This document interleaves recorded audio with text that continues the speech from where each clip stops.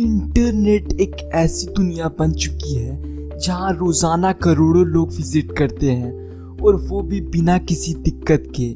लेकिन क्या आपको पता है कि आप और हम अक्सर जिन website Facebook, Twitter, Google, YouTube को यूज़ करते हैं वो इंटरनेट के सिर्फ 5% ही हैं। और हमको लगता है कि बाप रे, इंटरनेट कितनी बड़ी चीज़ है, रोज़ कितने सारे लोग इंटरनेट चलाते हैं, जबकि जिसको हम बड़ा कहते हैं वो इंटरनेट का सिर्फ 5% ही है और बाकी के 95% से शायद आप अभी अनजान होंगे।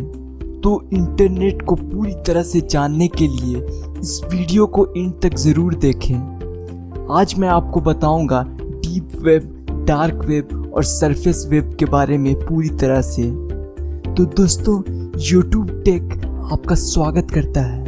इंटरनेट के 3 भाग हैं, surface web, deep web, dark web. ये तीनों इंटरनेट के ही भाग हैं, लेकिन तीनों के अलग अलग फीचर हैं, अलग अलग कार्य हैं। तो इन सब के बारे में विस्तार से जानते हैं। तो सबसे पहले शुरू करते हैं सरफेस वेब से। सरफेस वेब के बारे में मैं आपको सबसे पहले इसलिए बता रहा हूँ क्योंकि यह इंटरनेट का एक ऐसा कॉमन पार्ट है जिसको कोई भी व्यक्ति आसानी से बिना किसी दिक्कत के एक्सेस कर सकता है, कोई भी कहीं भी चला सकता है। उदाहरण के तौर पर Facebook, YouTube, Google, Twitter, Yahoo, Microsoft, Flipkart आदि और भी जितनी वेबसाइट को आप चलाते हैं, ये सारी की सारी वेबसाइट सरफेस वेब में ही आती है। यानी हम किसी भी चीज़ के बारे में जब गूगल, याहू, बिंग पर सर्च करते हैं और उसके बारे में ये सर्च इंजन हमें रिजल्ट शो करवा देता है, तो इसको हम कहते हैं सरफेस वेब।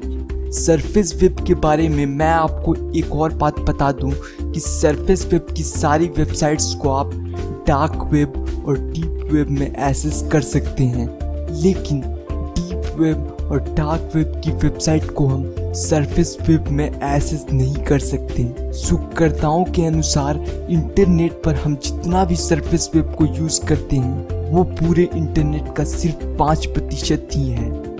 तो दोस्तों, दूसरा है डीप वेब। इसे deep net, the invisible web, the undernet और द हिडन वेब के नाम से भी जाना जाता है। यह इंटरनेट का वह हिस्सा है जिसे कॉन्फिडेंशियल डाटा स्टोर होता है और इसे एक नॉर्मल इंटरनेट यूजर आसानी से एक्सेस नहीं कर सकता।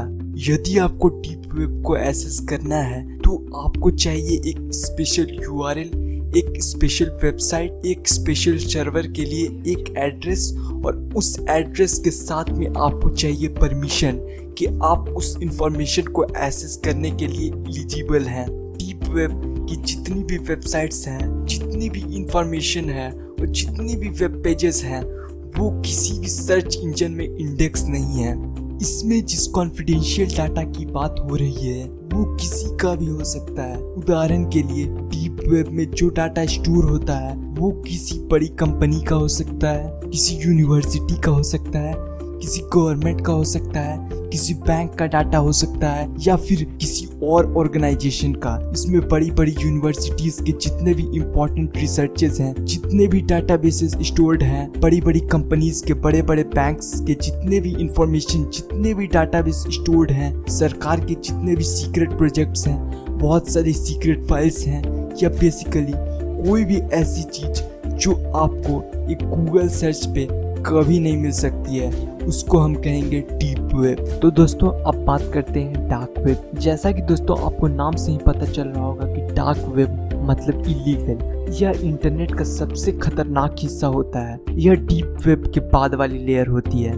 दोस्तों, हम सिर्फ आपको डार्क वेब के बारे में बता रहे हैं। हम आपसे रिक्वेस्ट करते हैं और आपको पहले ही चेतावनी दे देते हैं कि ये पूरी तरीके से इलीगल है, आप इसको कभी भी इस्तेमाल मत करना। दोस्तों, डार्क वेब पे आप ऐसा समझिए कि आप इंटरनेट पर कुछ भी कर सकते हैं। डार्क वेब की कोई अथॉरिटी नहीं है, यहाँ अपने सब मालिक होते हैं, इसलिए इसे काली दुनिया भी कहा जाता है।